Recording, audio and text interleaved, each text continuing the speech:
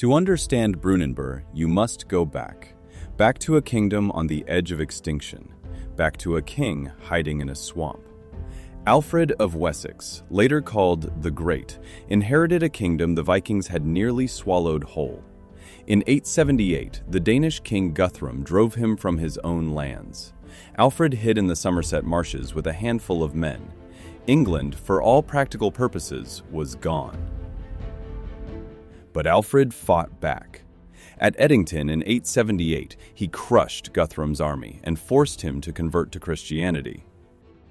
He rebuilt Wessex from the ground up, fortified towns called burhs, a reorganized army, a navy. He didn't just survive the Vikings, he built the infrastructure to eventually beat them.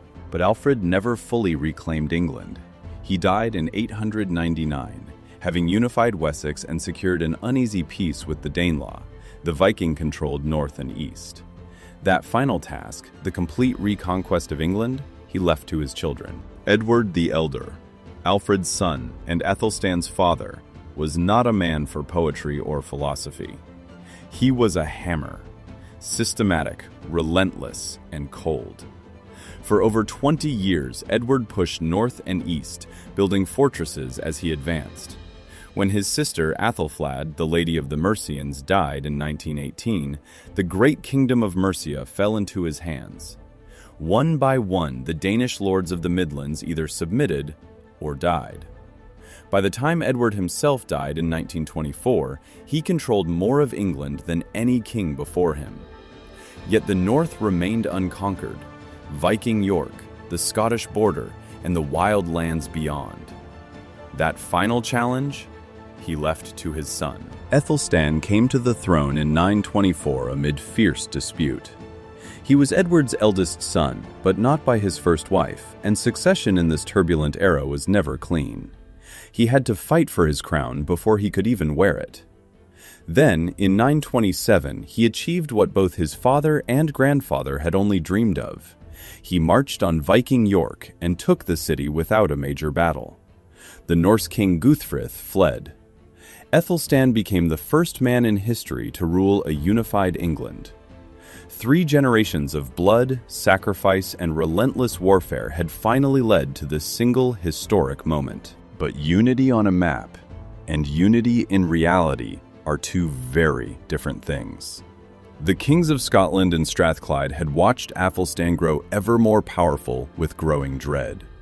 The Norse exiles in Dublin had not forgotten the loss of York, and somewhere to the north, they were already making plans. Athelstan was no ordinary man.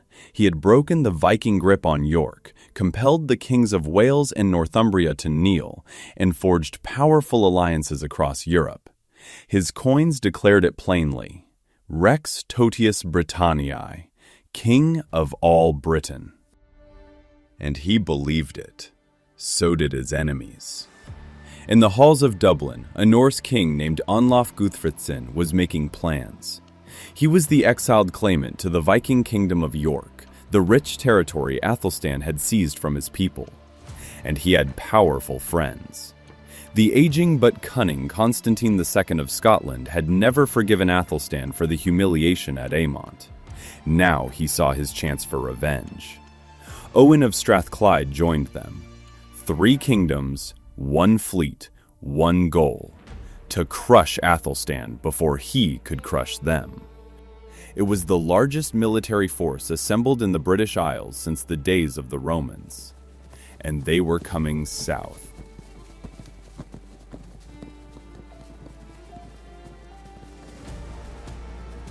Æthelstan did not hesitate.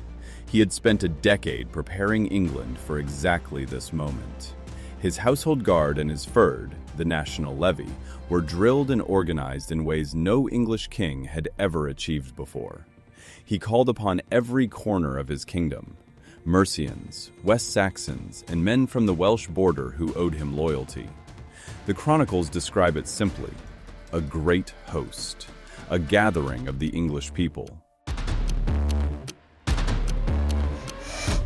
Where was Brunanburh? Historians have argued about this for centuries.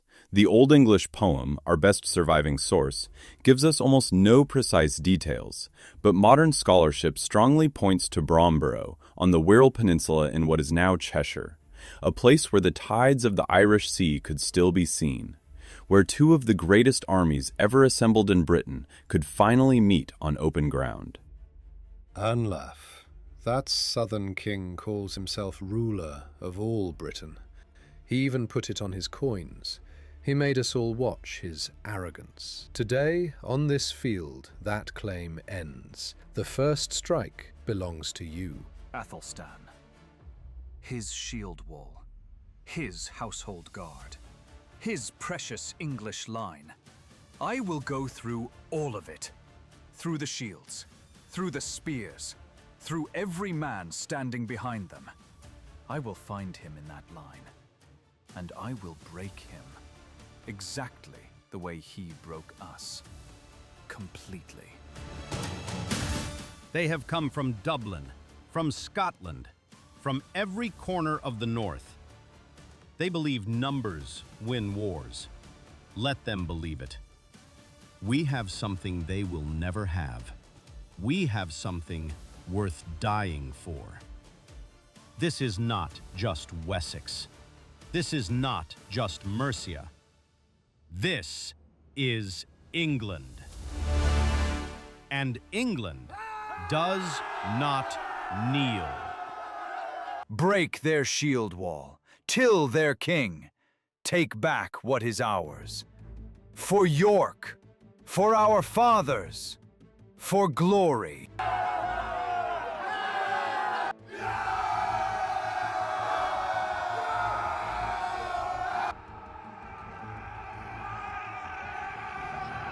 Shield wall! The Norse went first. Anlaf's hardened veterans, men who had raided from Ireland to the Seine, crashed into the English shield wall like a raging wave against a cliff.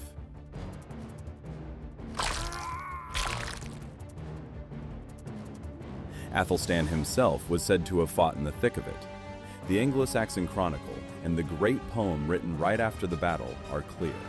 The brothers fought with hammered swords and showed no mercy. The poem tells us that Constantín fled north, leaving his own son dead on the battlefield. It mocks the gray-haired Scottish king, saying he had no reason to boast of that sword clash. He had gambled everything and lost.